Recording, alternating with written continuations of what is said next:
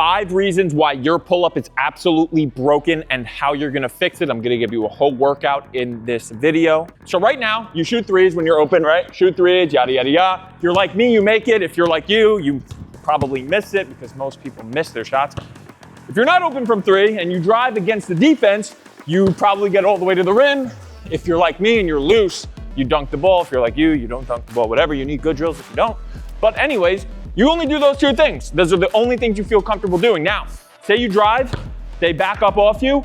You just wish you had a reliable pull-up, like Devin Booker, like a Paul George, like a Kevin Durant, somebody that's hunting pull-ups, because this is such an easy shot if you're good at them, DeMar DeRozan, and you'll make all those shots. Now, if you think about those players that I just mentioned, Devin Booker, DeMar DeRozan, Kevin Durant, even a James Harden, they're all highly proficient at those shots because it's something that they know in their brain they can get off whenever they want. It puts them in control. If you think about it, when there's defense on you, you can always just rise up and pull up literally whenever you want. You can get into that airspace whenever you want in any situation. If you knew it would always go in, you can just spam it, look for it, and you'll make every single one. Imagine you made every single one. It's a shot you can get off whenever you want. So let's get into how to develop a reliable pull-up, one that you trust, one that you're gonna start looking for in games. Let's get into the first problem.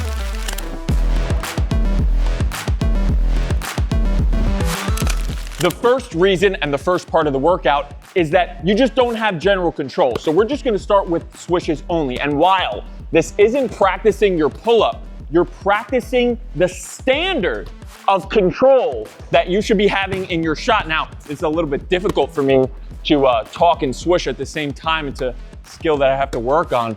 But at the end of the day, if you don't have control without jumping in the air with the ball in your hands and shooting it, and the same amount of control that you do just standing on the ground in a very stationary environment and swishing it, then you're gonna have a bad time, right? Because you don't have that trust, you don't have that control. So what I want you to do with this first part of the workout is spend 5 to 10 minutes. No, I'm gonna be very clear. I want you to spend 10 minutes exactly, set a timer for 10 minutes. You're gonna get 5 swishes in a row from one spot. I think I'm at 5, and then you're gonna take 1 step back and keep repeating. I don't care how far you get back. If you're really good like me, you'll get to the 3-point line in 10 minutes. If you're like you, maybe you'll stop right here and you'll just get really frustrated. Maybe you'll start counting, this is a swish. Like a lot of people do stuff like that. No, I need nothing but nylon. If you even smell the rim being touched by the ball, cut it. Do it again, start over, start from that spot. So 5 swishes in a row, keep backing up. You get from here, boom.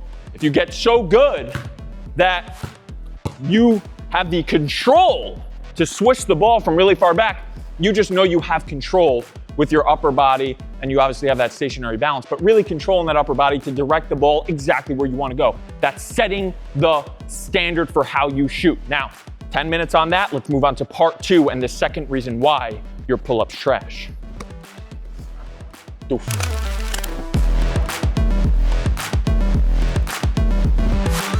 Now for part 2 of the workout and the second reason why your pull-up is broken is that you don't work on translating horizontal to vertical momentum, and we're gonna work on it with the pull-up. Keep that same standard that we set in the first part. So you're gonna spend 5 minutes on this, simply starting at the middle of the free throw line. I want you to do both sides on this. You're gonna take 2 steps and it just swishes only. I start an athletic posture, knees bent, chest up, 1 foot back. You're gonna roll towards the ground, 2 steps, jump as high as you can, swishes only. Very simple, I go again. You're going for 5 minutes, 2 steps, swishes only, that's beautiful. You're gonna do that on both sides again.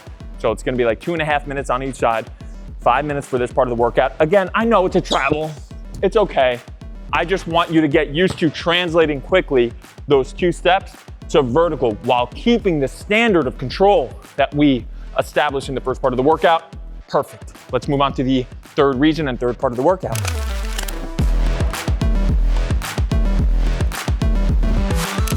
Now, the third reason why your pull-up is trash is because when you're in actual games, you are not comfortable with the balance. And when I say balance before your shot, a lot of people focus on balance in weird ways. Essentially, when you're in games, a lot of times your pivot foot is on the ground and then there's one free foot that's on the ground. And I want you to be able to have balance regardless of the situation that you're in when it comes to this pivot foot. So if I'm taking 2 steps even, I'm not on a pivot, boom, I'm here.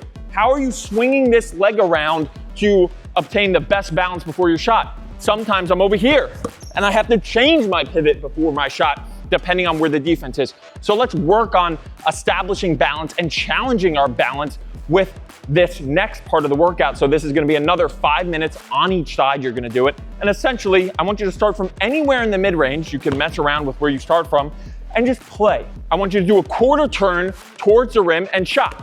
Quarter turn, shot. Very simple. Again, let's keep that same premise of swishes only. You can even change it if you want to backboard and straight in, whatever you want to do. But we're working on that balance and we have a very specific goal. And the goal is keep that standard as best as you can while challenging the balance. So this is an easy version of this drill because, boom, because you're ending up getting squared. But how can we challenge this a little bit more? Half turn towards the rim, boom, shot. It's not that easy, right? I make things usually look super easy, but this is not that easy. I gotta make one. Yep, there it is. So this is when my feet are squared, but a lot of times when you're in a game, you're pivoting in a situation where you would wanna shoot it and your feet aren't squared, right? So let's try it out. I'm facing towards the rim and I'm gonna do a quarter turn and shoot it. So watch, quarter turn, shot. Beauty. Do it the same thing on the other side. So I'm here, quarter turn, shot. Beauty.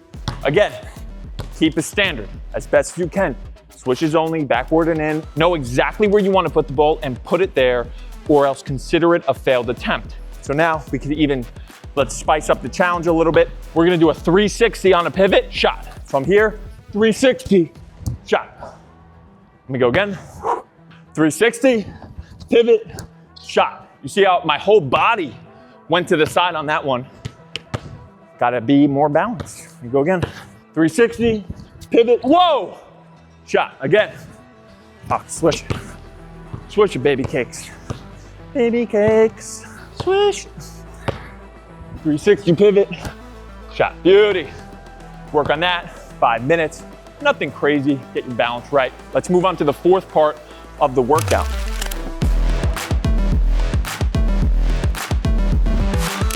Now, for the fourth part of the workout, we're gonna do full speed pull-ups. You have to be able to handle the speed because speed is chaotic. Speed is hard to calibrate. Speed is what makes games tough. You have to be skilled while going fast. So under control while going as fast as you can. That's something that you want in your bag. So at the end of the day, we're gonna keep our standard, keep the standard, swishes only, 2 dribbles as fast as I can to underneath the red line, show them underneath the red line. 2 dribbles as fast as I can. Got to get underneath the red, shot as fast as I can. Ready? 1, 2, whoa, shot, again. Now, I'm considering that a fail. And a lot of people don't consider things like that fail. I want your intensity of skill, the intensity of control to dial up. I want you to consider things a failure. I just listened to somebody say, have your goal in your training to be becoming somebody that's gonna dominate the game, not somebody that can just be a little bit better or improve. What will it take for you to be somebody that can dominate in games? Now, if you're somebody that can swish this shot on a very consistent basis, I'm talking about you can get 3 in a row like that, going full speed of swishes, you're somebody that could probably dominate at their level. Let me go again. Full speed. 1, 2, shot. Boom. Very simple. You don't have to do it like that. You can start from wherever on the court. You can take threes, you can take shots in the paint. Depends on your skill level. Keep the standard of putting the ball exactly where you want to put it. Do both sides. But again, we're going full speed. We're doing that for 10 minutes. Do it on both sides, mix it up, try some things out. That's 30 minutes. Let's move on to the 5th and final part of the workout and the 5th reason why your pull-up is trash.